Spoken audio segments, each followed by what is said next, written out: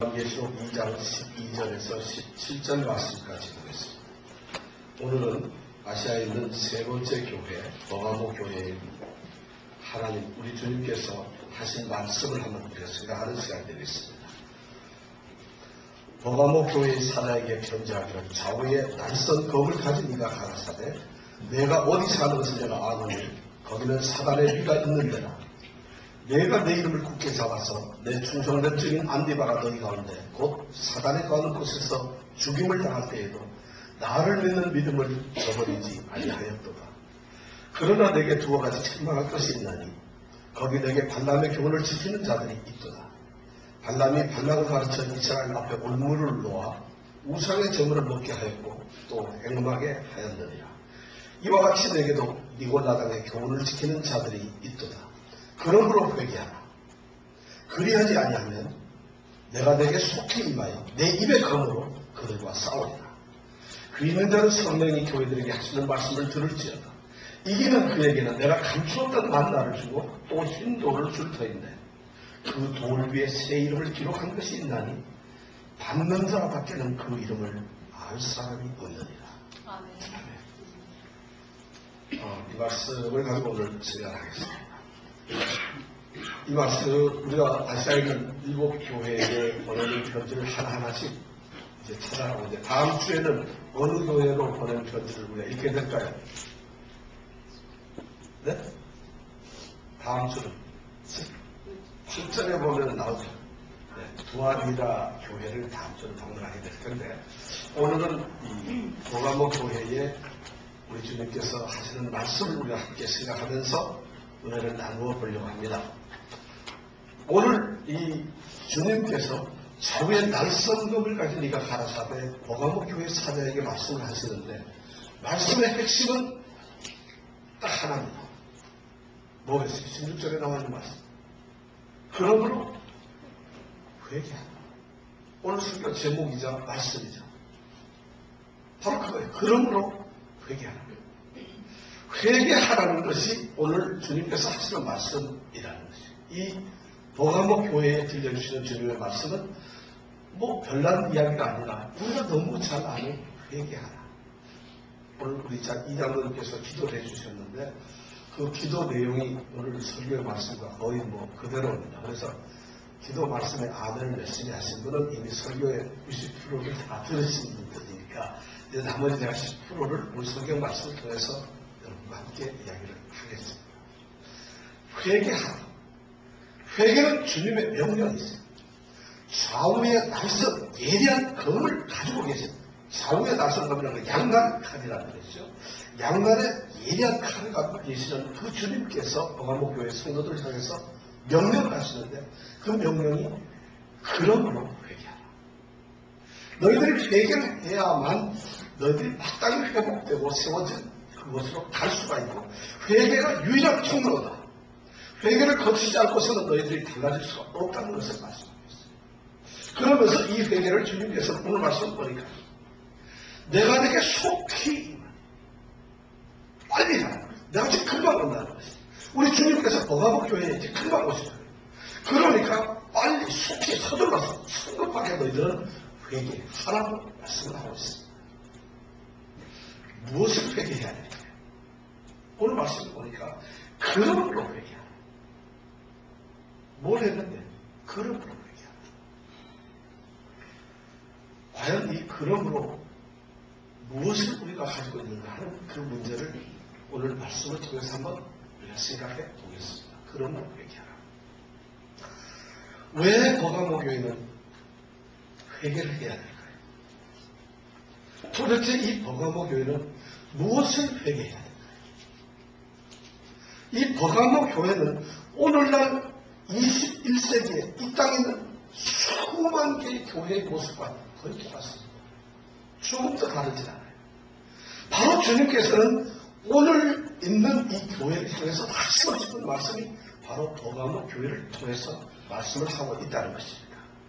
버가모는 어딜까? 먼저 그것을 한번 생각해 볼까? 버가모는 우리가 지난주에 말씀을 나누었던 서머나 교회에서 에게해 바다를 대변가를 끼고 위쪽으로 올라가니까 쪽으로 올라가면 한 64km 올라가면 길이 갈라지는 곳이 나오는데 거기서 북동쪽으로 오른쪽으로 이제 내륙 쪽으로 들어갑니다. 이거 해변가 도시니까 내륙으로 한 16km 정도 들어가면은 300m 정도 높은 이 고지에 도시가 서 있는데 그 도시가 바로 이 버가모라는 도시입니다. 그런데 이 버가모라는 도시는 그 당시 아시아에서는 가장 소문나고 이름난 도시였어요. 바로 그곳에 하나님의 그리스도 예수의 복음이 뿌려졌고 거기에 교회가 세워진 것이에요. 그 교회가 바로 버가모에서 잘 성장되고 많은 성도들이 그 버가모 교회를 섬기고 있었습니다. 그런데 오늘 이 좌우의 낯선 힘을 가진 이 그리스도 예수께서 그 교회를 통해서 말씀을 합니다. 버가모 교회는 도대체 그럼 어떤 교회였을까? 그래서 무척 궁금하잖아요. 버가모 교회는 매우 독특한 특징을 가지고 있었어요. 다름 아닌 버가모라고 하는 그 도시가 이루어진 그 모습과 도시의 그 형편에 따라서 이 교회 모습이 좀 달라지는데 이 버가모라고 하는 도시는 세 가지 아주 중요한 특징을 가진 도시였어요. 첫 번째가 뭐냐면 행정 중심 도시였어요. 요즘 한국에서는 세종시 문제 때문에 시끄러운데 이 버가모 교회는 바로 행정 중심의 도시였어요. 왜 그런가 하면 이 버가모는 일찍이 로마 정권과 아주 결탁을 해서 친하게 지냈거든요. 그러다 보니까 로마에서 로마 총독을 세우신 아시아 지역을 관리할 수 있는 소위 로마 이 아시아 지역의 행정부를 버가모에다 뒀어요. 에베소가 더 나아요. 그런데도 버가모에다가 행정부를 두고 거기에다 총독이 선주하고 있습니다. 행정이 중심된 곳이었어요. 그래서 우리 미국으로 말하면 에베소가 상업이 발달된 뉴욕과 같은 도시라면은 버가모는 어디 같은 도시가 될까요? 워싱턴과 같이 행정 수도가 있는 이런 도시가 바로 버가모예요. 그래서 행정이 중심이 되었고 세상의 권력이, 세상의 힘이, 그리고 세상의 검의 권세가 사로잡고 있는 도시가 바로 이 버가모라고 합니다. 그래서 이 세상이 힘을 가지고 있고 이 세상의 임금이 통치하고 있는 것이 바로 이 버가모입니다. 그래서 이 버가모에는 세상의 권세를 대적하기 위해서 그보다 더 큰 권세를 가진 좌우의 날선검을 가진 그리스도라는 표현을 쓰고 있는 것입니다. 행정 중심의 도시. 두 번째는 뭐냐면 여기가 우상 중심의 도시였어요. 이 우상이 얼마나 많은지 여기에는 신이라고 하는 신은 다 여기 신전이 있습니다. 특히 이 버가모가 아까 말씀드린 300m 이 고지에 있는 도시인데 니세포리움이라고 하는 아름다운 숲이 있어요. 그 숲에 들어가면은 신들의 이 신전이 있는데 한두 개가 아니에요.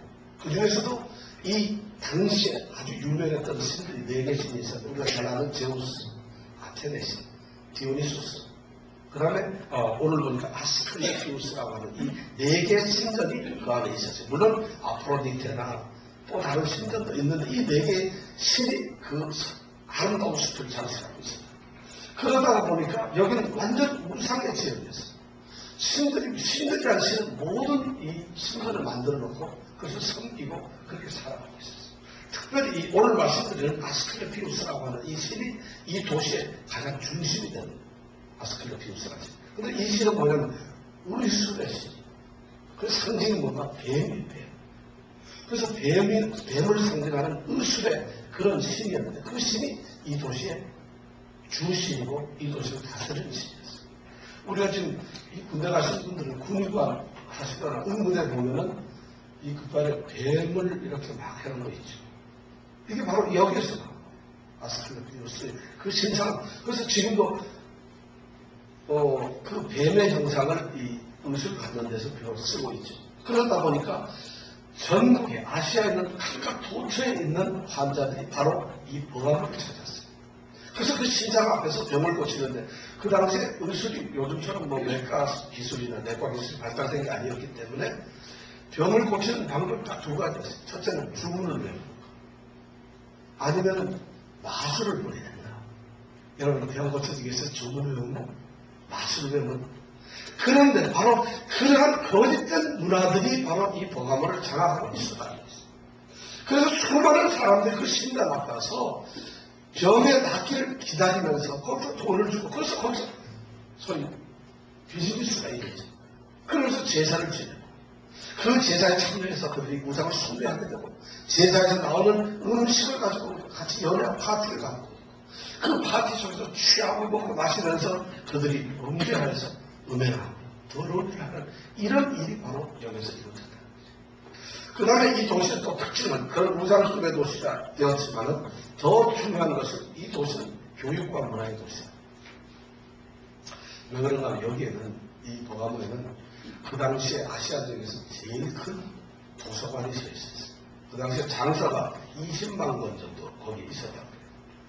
20만 권이면은 엄청나게 많아요. 세상의 모든 지식과 학문이 세상의 모든 어떤 발전된 그런 문화들이나 교양들이 바로 이 버가모에서 꽃을 피우고 있었어요.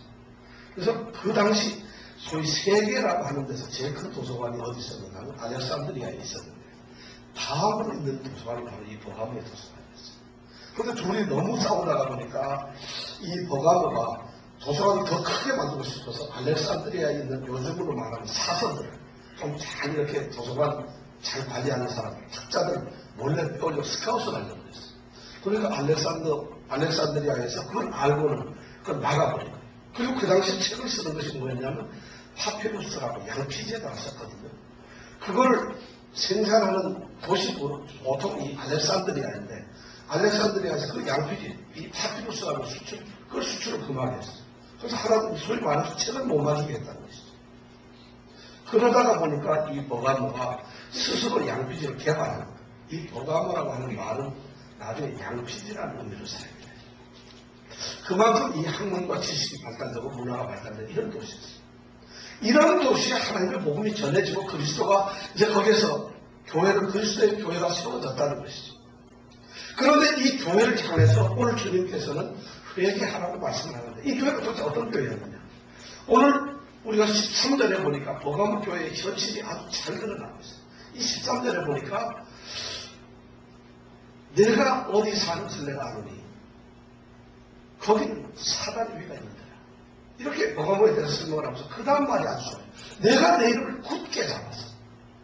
내 충성된 안디바가 너희 가운데 곧 사단이 사는 곳에서 거는 곳에서 그들이 죽임을 당했어. 이 안디바라고 하는 사람이 죽어가고 있다. 순결하고 있는데 안디바가 죽는 그 모습을 보면서 이 버가모 교회 성도들은 믿음을 저버리지 않았다. 예수를 믿는 그 믿음을 저버리지 않았다. 무척 믿음이 아주 곤고한 그런 교회였습니다.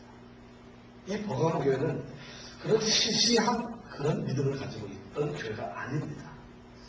믿음이 아주 돈독하고 굳게 믿음을 가졌던 이 헬라어 원본을 보면은 12절부터 17절까지 이 버가모 교회를 향해서 얘기할 때 보면 단어가 굳게 잡았다. 굳게 잡았다는 말이 3번 나옵니다. 그러니까 그만큼 철저한 믿음을 가지고 있는 바로 그런 교회였어요. 이 안디바라고 하는 사람이 순교를, 이 전설에 의하면 이 안디바가 순교를 당하는데 어떻게 죽었는가 하면 노수로 만든 큰 솥에다 불을 떼어가지고 불에 태워서 죽였다. 그렇게 순교를 당하는데 그런 모습을 보면서 이 버가모에 사는 버가모 교회 성도들은 믿음을 저버리지 않고 지켰다는 거죠. 예수의 이름을 내 이름을 굳게 잡고 있었다. 그리고 예수를 따라가는 예수를 믿는 그 믿음을 버리지 않았다는 것이죠. 그러한 위협과 죽음의 위협 속에서 아니 죽음으로 끌려가는 그런 모습을 보면서도 그들은 그 믿음을 버리지 않는 정말 굳은 믿음을 가지고 있었다는 거죠. 이 안디바라고 하는 이름 오늘 성경 말씀에 보면 이름이 안디바 이제 다음 성경 14절에 보면 발라 그 다음에 15절에 보면 니골라 3사람의 이름이 나오는데 다 유명한 사람들. 그런데 이 안디바라는 사람은 성경에 딱 여기 한 번밖에 이름이 기록된 게 없어요. 그리고 이 사람에 대한 건 아무것도 몰라요. 다만 이 사람을 향해서 우리 주님께서는 내 충성된 자, 나한테 신실했던 순교자, 나의 이름을 굳게 잡았고 나를 향한 내 믿음에 나에 대한 믿음에 대해서 결코 저버리지 않았던 믿음의 사람. 이렇게 주님이 인정하고 있습니다. 우리 성도들도 이 세상에 살면서 세상적으로 이름을 안 알려졌다 하더라도 좌우에 날선금을 가진 그분이 베거나 하고 이런 이름을 기억하는 아무것도 기록이 안 되죠. 그러나 그 이름이 안디바라고 하는 이 이름을 주님이 기억하셔요. 세상은 몰라요. 기독 교회사에서도 위대한 어떤 교회 사가들도 성경에서도 절대 이름이 나오지 않는데 단지 여기만 안 돼. 내 충성된 증인. 이런 이름들을 다 가지시기 바랍니다. 바로 이런 믿음이 필요한 것이. 그런데 놀라운 것은 이 버가모 교회는 이런 믿음을 가지고 있었는데 이 믿음에 못지않게 형편없는 그런 또한 신앙을 가지고 있었다. 14절을 보니까 그러나 내게 두어 가지 책망할 것이 있다. 그 책망의 첫 번째가 뭐냐면 발람의 교훈을 지키는 자들이 있다는 것입니다. 이렇게 믿음이 출중하고 순교까지 두려워하지 않는 이 교회 안에 바로 발람의 교훈을 쫓아가면서 그것을 지키려고 하는 소위 잘못된 이단이 그 안에 들어가 있다는 것이고 교회가 그것을 용납하고 있다는 것이고 교회 안에 그러한 성도들과 그러한 사람들이 교회 안에 같이 존재하고 있어야 되는 것입니다. 같이 공존하고 타협하면서 그들이 혼합되어 있고 같이 섞여 살면서 그러면서 교회가 그런 모습으로 달려가고 있어야 됩니다. 그뿐만 아니라 성도들의 신앙의 자세가 그냥 완전한 굳게 붙잡는 신앙에서 벗어나서 현실과 타협되면서 현실과 공존하는 그런 발람의 교훈을 쫓아가는 성도들이 있어요. 이 말씀을 다른 말씀을 들으면 무슨 말이냐면은 좋은 믿음을 가지고 있으면서도 그 믿음에다가 발람의 교훈을 섞어가지고 그것이 내 모습의 나의 삶에 내 신앙의 모습으로 바꿔져 있다는 거죠. 다시 말해서 혼합되고 잘못되고 불순한 순결하지 못한 신앙이 바로 이 교회에 있었다는 것이죠. 거의 우리랑 비슷하잖아요. 발람의 교훈이랄까 발람이라는 사람은 누구냐? 구약 성경 민수기 22장에서 25장까지에 보면은 발람이라고 하는 이 거짓 선지자에 대한 이야기가 나옵니다. 이 발람이 대단한 사람이었어요. 이스라엘 백성이 이제 광야 생활을 끝내고 가나안 땅을 들어가기 위해서 가나안 바로 근처에 모압이라고 하는 땅에 왔습니다. 그 당시에 모압이라는 땅에 임금이 누구였는가 하면 오늘 말씀은 발락이라고 하는 사람이 임금이었어요. 둘이 뭐 친척도 아니고 친구도 아닙니다. 성경이 말씀하세요. 발락이라는 사람이 임금이 왕이야. 이 사람이 그 모압 땅에 있었는데 모압은 부올이라고 하는 데가 이제 수도예요. 그 부올에서 이 발락이 왕을 하고 있는데 이스라엘 백성들이 이제 파죽지에서 광야의 삶을 끝내고 그들이 가나안 땅을 찾아가기 위해서 주변에 나쁜 이 악한 적들을 전부 섬멸합니다. 그 소문이 모압 왕에게 들렸다. 이제 이 사람들이 가나안 땅을 가려면 반드시 모압 땅을 지나가야 될 텐데 이스라엘 백성들이 모압 땅을 내가 지나갈 테니까 좀 길을 내달라고 하는데 이 많은 사람이 우리를 전부 다 진멸하고 죽일 거 아니냐. 그래서 이 발락 왕이 메소포타미아에 있는 그 당시 최고로 유명했던 아주 저명한 세계적으로 저명한 이 선지자인 발람을 찾게 되는 거죠. 그래서 발람에게 가서 이 사람이 주문만 외우면 뭐든지 다 이루어지는 위대한 선지자이거든요. 그 사람을 불러가지고 와서 이스라엘 백성들을 향해서 저주를 하게 되면은 이 백성들이 전부 멸망하게 될 것이다. 그런 생각을 가지게 되고 그래서 발람을 초청했다. 그 발람이 메소포타미아하고 이 모압하고 거리가 상당히 멀리 떨어져 있는 굉장히 먼 거리. 근데 발람을 불렀어. 근데 발람이 사신이 와서 데려가려고 할 때 생각해보니까 이게 돈이 생기는 일이에요. 좋거든. 그렇지만 그래도 이 발람을 하나님을 숨기는 그런 선지자였기 때문에 그 일을 하질 않습니다. 하나님께서 막아요.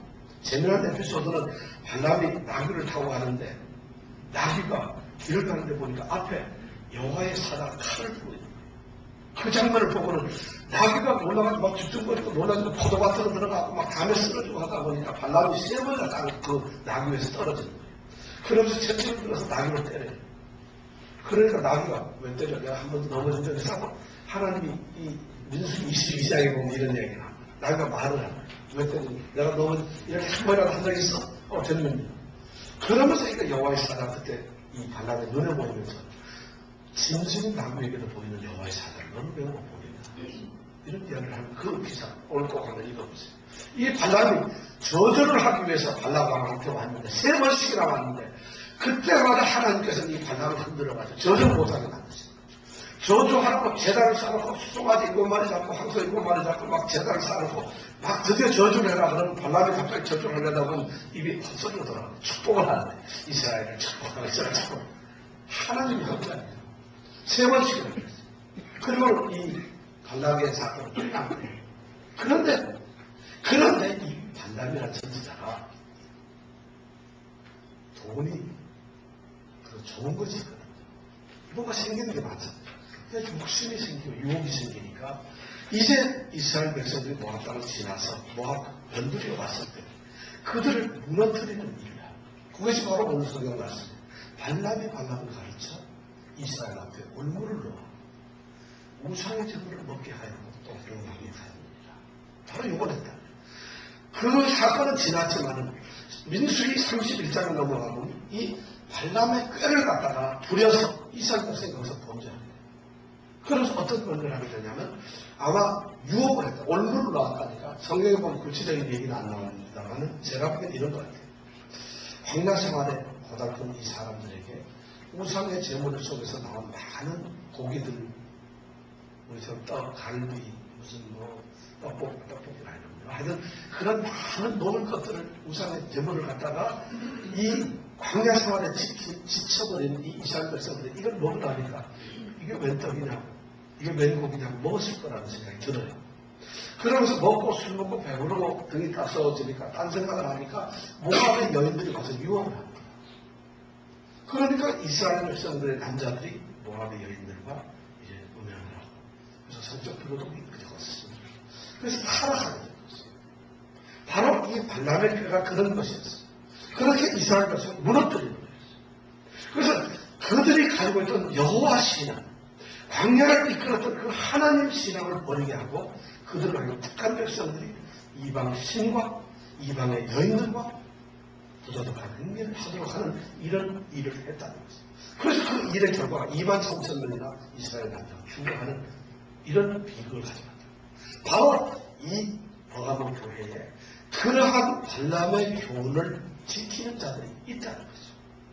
이 교회 안에 바로 그런 혼합적이고 우상을 쉽게 숭배하고 세상과 타협하고 세상에 굴복하고 세상의 일들을 함께 해가면서도 신앙인이라고 이렇게 살아가는 성도들이 있었다는 것이에요. 신앙인이라는 이름을 가지고 있으면서 기독교인이라고 하는 이름을 갖고 세례도 받았고 날마다 헌금하고 신앙생활을 하면서도 그들은 세상과 타협하는 발람의 교훈을 좀 이런 사람들이 있었다. 그러면서 그들이 하는 얘기가 뭔지 알아요? 그래 그거 한다고 해서 뭐가 나쁠 게 뭐가 손해돼? 그래 나만 그래 남들도 다 하는데 이렇게 이야기를 하면서 세상과 타협을 했다. 그러니까 교회 안에서 교회의 모습이 아니라 그 신앙의 원래 순결하고 불순물이 없는 그런 신앙 속에 세상의 답답이 섞여서 좋은 게 좋다는 그러한 신앙의 모습을 갖게 되었던 거죠. 뭐 오늘 왠지 모르게 우리 얘기 써놓은 것 같아요. 제 얘기 써놓은 것 같아서 좀 뜨끔합니다. 사실. 그러니까 주님께서 그 얘기하라고 하셨죠. 이런 발람의 교훈을 담고 있었어요. 그 다음에 15절에 보니까 또 다른 이 발람처럼 나쁜 이스라엘 역사에서 최고로 유명한 나쁜 거짓 선지자 이름이 발람이에요. 에오드스야. 그 다음에 그 초대교회 또 유명한 이단 이 거짓 선지자가 바로 누구냐? 니골라. 15절에 이와 같이 내게도 니골라 당의 교훈을 지키는 자들이 있더라. 발람의 교훈을 지키는 사람도 있었지만 똑같이 그런 발람을 쫓는 그런 교훈을 쫓는 사람처럼 똑같이 니골라 당의 교훈을 지키는 자들이 있다. 니골라 당이라는 것은 뭐 하느냐면 이건 또 오늘날 교회로 말하면은 무분별한 은혜주의자들.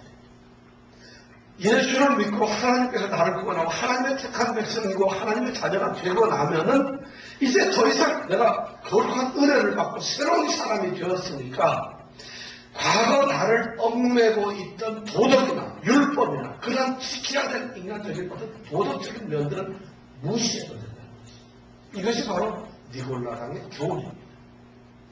예수를 믿으니까 내가 하나님으로부터 깨끗해졌으니까 하나님의 택한 백성은 죽을 때까지 하나님이 지키시는 거 아니냐. 그리고 하나님이 한번 택하신 백성은 절대 멸망시키는 건 아니잖아요. 그렇다면 하나님이 택한 하나님의 백성들은 무엇이든지 해도 되는 사랑의 하나님, 은혜의 하나님이시죠. 축복의 하나님이시. 이런 생각을 갖게 됩니다. 그래서 그들은 믿음 속에서 믿음만 지키고 교회만 갖는데 신앙만 있으면 도덕적인 것을 지키지 않아도 된다는 현실적인 생각을 하면서 그들이 도덕적으로 타락해서 진짜 부도덕한 성경, 그 다음에 도덕적 사냥 이런 게 괜찮다는 것이. 그런 도덕적 행위가 필요 없다는 것이 믿음 안에. 오늘 교회에서 이 복음을 갖다가 왜곡시키면 이렇게 바꿔버려요. 오늘 교회도 그런 것이 많잖아요. 그러니까 알기만 하면 믿음이 되는 것이냐. 고백만 하면 믿음이 과연 우리를 구원시켜줄 것이냐. 이 말씀을 읽으면서 그것이 아니라 믿음에는 행동하는 것이지. 행동하지 않는 믿음은 거짓이지.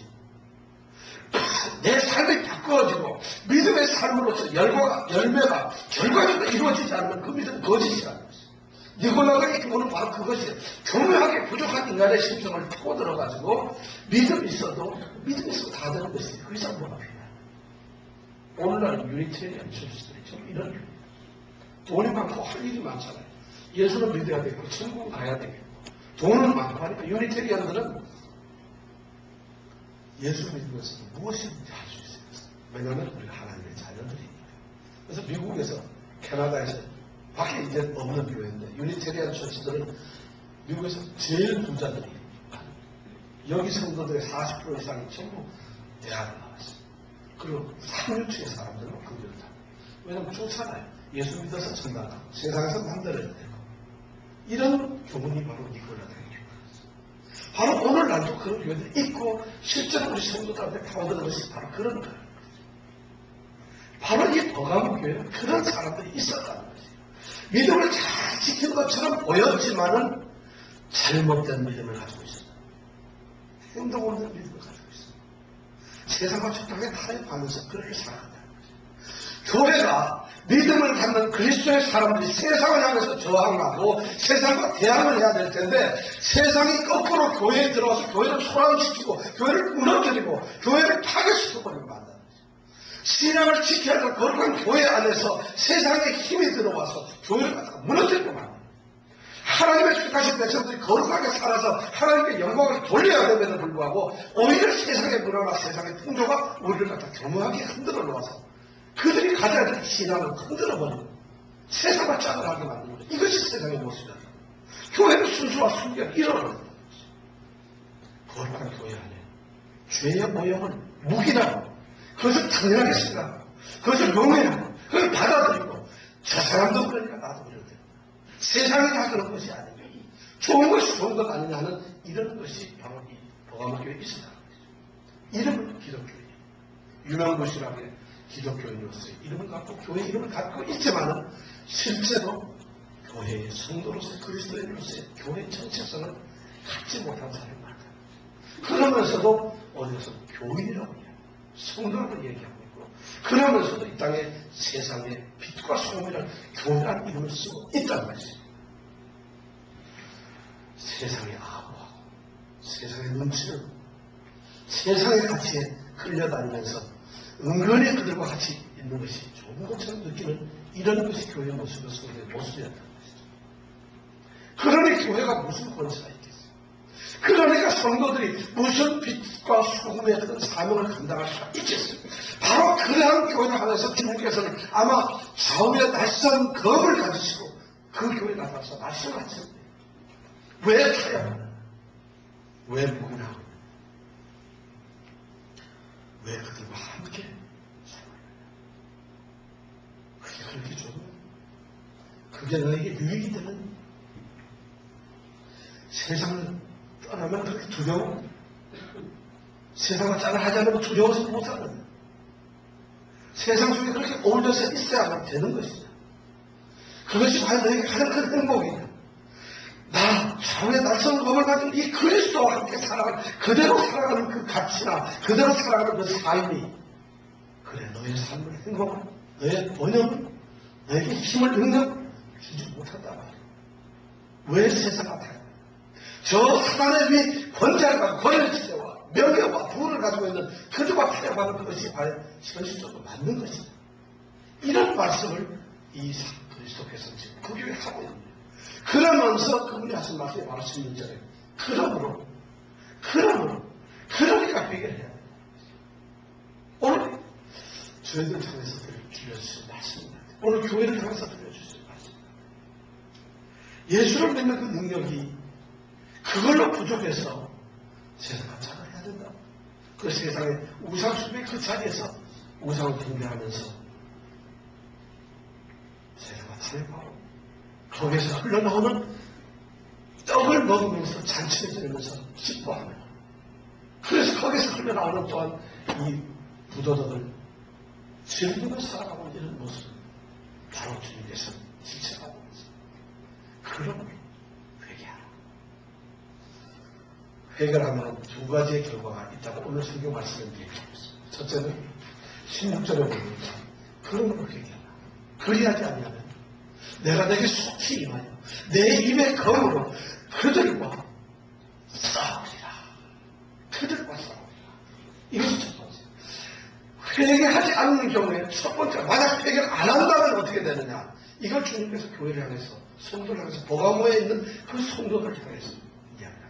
너희가 만약 회개를 하지 아니하면, 너희들이 만약 그런 모습을 그대로 산다면, 너희들이 만약 그렇게 세상과 아직도 타협을 하고 있고, 그렇게 산다면, 그리고 세상의 검의 권세가 두려워서 거기에 복종을 한다면, 세상에 먹을 것이 그렇게 좋아서 거기에서 희생한다 한다면은, 그러면서 그것이 너의 신앙의 생활이라고 너희들이 주장을 한다면 나는 좌우에 날성검을 가진 그러한 그리스도로서 너희에게 나타나는 것이다. 세상의 진정한 권세가 누구라는 권세의 힘이 무엇이라고 너희에게 보여줄 것이다. 그리고 너희에게 가서 그 예리한 칼로 그 칼로 너희를 구별해낼 것이다. 도려낼 것이다. 말씀으로 찔르고 쪼개고 해서 너희들의 잘못된 것을 잘라낼 것이며 교회를 회파하는 모든 세력을 향해서 내가 그들과 함께 싸울 것이다. 이것이 주님의 말씀. 그렇지 않습니까? 우리 가운데 만약 그런 것이 있다면 주님께서 우리를 감히 찌르고 우리를 도려낼 거라는 것이죠. 두렵습니다. 그 좌우의 예리한 검 속에서 피할 사람들이 오늘 교회에 어느 경우가 있습니다. 어떤 성도들이 그것을 피할 수 있을까요? 그러므로 회개하라. 우리 주님께서는 만약 회개한다면 보다 너무 중요한 약속을 우리에게 주셨어요. 17절에 보니까 세 가지 너무 소중한 약속을 우리에게 주고 있습니다. 그 있는 자는 성령이 교회들에게 하시는 말씀을 들으신다. 이게는 그 얘기예요. 바로 회개하고 그 모든 발람의 교훈과 니골라당의 교훈을 극복해내고 황제 숭배 사상, 우상 숭배 사상, 세상의 어떤 힘과 명예, 그 모든 유혹 속에서, 그 이끌림 속에서 그것을 극복해내고 이기는 자에게는 세 가지 약속을 줍니다. 첫 번째는 감추었던 만남. 내가 감추었던 만남을 줍니다. 이제 너희들이 세상의 우상 숭배를 통해서 거기서 흘러나오는 떡을 먹고 그걸 먹고 살았다고 한다면 그것이 너희에게 가장 값지고 기름지고 너희들을 행복하게 만드는 음식이었다고 한다면 그것이 너희에게 가장 훌륭한 파티였다고 한다면 이제 내가 이기는 자에게는 그런 파티보다 더 훌륭한 음식을 너희들에게 주겠다. 그것이 감추는 거야. 그것보다 더 아름다운 연애를 너희들에게 열어주겠다는 거지. 그것을 이긴다면 그것이 아니라 세상에 썩어지는 것이 아니라 영원히 감추었던 이제 다시는 너희들이 맛보지 못한 감추었던 그 만나를 우리의 파티에 음식을 주면서 제공해 주시겠다. 그것이 뭐예요? 감추었던 만나. 바로 하나님의 말씀. 바로 그리스도 예수. 그분과 함께 먹고 마시는 귀한 파티를 우리에게 열어주시겠다. 이기는 그 얘기. 그 만나를 주세요. 또 뭐를 주죠? 힘도를 주죠. 힘도를 준다는 것이 이게 무슨 말이에요? 조약돈을 준다는 거예요? 둥글게 살라고 조약돈을 준다요? 조약돈을 왜 주셨을까? 그 당시에 이 조약돈을 주는 풍습이 있었어요. 어떤 거냐? 재판정에서 피고가 재판을 받고 나면 죄가 없이 무죄가 됐을 때 석방의 표시로 신조약돈을 줬어요. 또 그 당시 운동 경기에서 경기를 해서 우승을 한 사람한테는 물론 월계관을 씌워줬지만 또한 그 우승의 증표로서 이 힘들을 주셨어요. 그러나 오늘 제가 보기에는 더 중요한 해석은 이런 해석이었다는 것입니다. 그 당시에 이 우상의 제물을 먹고 그 파티를 여는 그 장소에 가려고 한다면은 그 파티에 초대권이 있어야 되는데 그 초대권이 바로 힌두였어요. 그래서 그 힌두를 가진 사람만 우상 제물의 파티에 들어가서 음식 먹고 술을 먹고 그 파티를 즐길 수가 있었어요. 주님께서는 오늘 바로 이 힌두를 이제 영원한 하늘 양식을 가지고 하나님께서 우리 주님께서 베푸시는 그 천국의 잔치에 들어올 수 있는 힌두를 저희들에게 주겠다. 이제 우상의 제물을 먹고 거기 가서 세상의 연락을 즐기는 그런 파티에 가는 힌두이 아니라 하나님께서 배설하신 어린 양의 혼인잔치, 우리 주님이 이루어놓은 그 잔치에 여러분들 초대하고 여러분들 올 수 있는 그 힌두를 주시겠다. 그동하지 않으시겠습니까? 이유시지 않으십니까? 이제 그래서 천국의 잔치 속에서 우리한테 우리를 줍니다. 그리고 세 번째, 더 기쁜, 더 중요한 약속은 새 이름을 주십니다. 그 돌 위에 새 이름을 기록하는 것이 있나요? 받은 자밖에는 그 이름을 알 사람이 없느니라. 거기에는 한 사람 한 사람 우리 좌우에 날씬도를 가신 그분이 힌두를 주셨는데 그 힌두를 받은 사람이 힌두를 열어보니까 그 위에 이름이 있습니다. 새 이름이 쓰여있다는 것이 누구의 이름을 가지고 우리 주님의 이름이 쓰여있어요. 주님의 이름이 쓰여있어요. 또 누구의 이름이 쓰여있어요. 구원받은 내 이름이 바로 거기 있습니다. 온전한 구원받은 내 이름이 그 돌을 받은 사람, 힌두를 받은 사람밖에는 그 이름을 알 사람입니다. 저는 여러분들이 다 그 돌을 받기를 원합니다. 그 돌 위에 바로 여러분들의 이름이 하나 쓰여져서 그래서 세상과 설계적하지 않는 그러한 성공이 되시길 원합니다.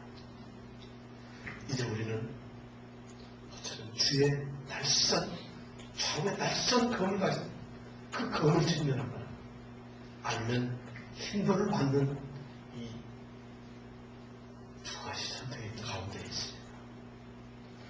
이 양자택일 가운데 우리가 서 있습니다. 여러분들 어느 것을 선택하시겠습니까? 만일 우리의 삶이, 우리의 신앙이, 우리의 모습들이 진실하게 신앙고백을 하지 않는 그런 모습이다. 우리의 마음과 행동에서 그걸 갖고 옳지 못하다. 그리고 부정한 모습이 많아 우리에게 드러난다면, 그리고 우리의 믿음이 세상과 타협하고 세상과 짝을 지고 있다고 한다면, 여러분들은 이 말씀에 귀를 기울여 주십시오. 그러므로 회개하라. 그리하지 아니하면 내가 내게 속히 임하여 내 입에 거울로 그대와 싸우리라. 그러나 여러분들이 세상의 힘을, 세상의 능력을, 세상의 모든 유혹을 뿌리치고 이제 주의 이름을 굳게 잡고 주를 따르는 믿음을 만약 굳게 잡는다면 여러분들은 다른 자밖에는 그 이름을 알 수 없는 그 흰 돌을 받게 될 것입니다. 그리고 그분이 영원히 목마르지 않고 영원히 배고프지 않는 생명의 떡을 나눠주는 그 천국의 잔치를 초청하는 것입니다. 오늘 우리 사랑하는 예수님께서는 이런 놀라운 이런 믿음의 사람들 되기를 원합니다. 기도하시겠습니다.